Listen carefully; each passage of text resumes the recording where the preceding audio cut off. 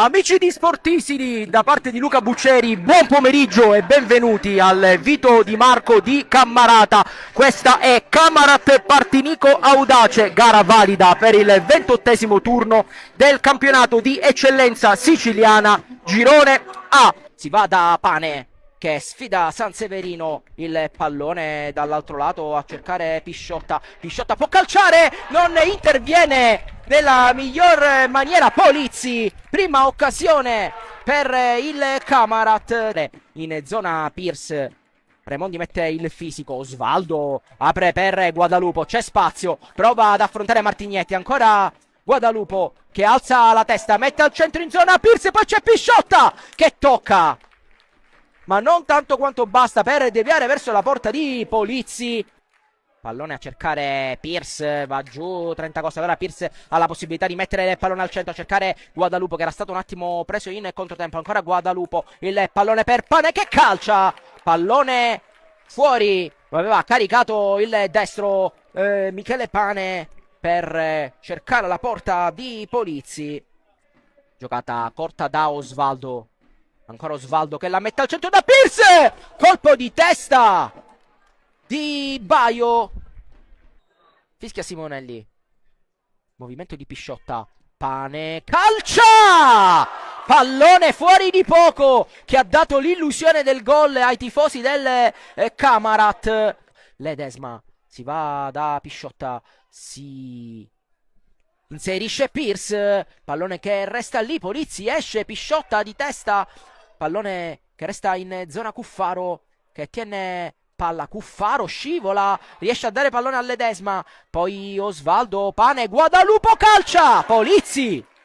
a Pane a cercare Ledesma, Mirabelli può intervenire sul pallone nonostante Martignetti, poi pallone che va in zona Pisciotta e grande intervento di Polizzi che dice ancora una volta no al Camarat. Martignetti pressato da Pierce, pallone calciato in avanti a cercare Di Giorgio, Mirabelli alza il campanile a cercare Pierce che di petto appoggia la Guadalupo, c'è spazio per il numero 7, si va da Osvaldo calcia, Polizzi si rialza, Caronia può calciare, carica il destro, ci ripensa, poi perde il pallone, allora Pisciotta può correre, può imbeccare Pierce che sfida Martignetti, Pierce sportellata, Pierce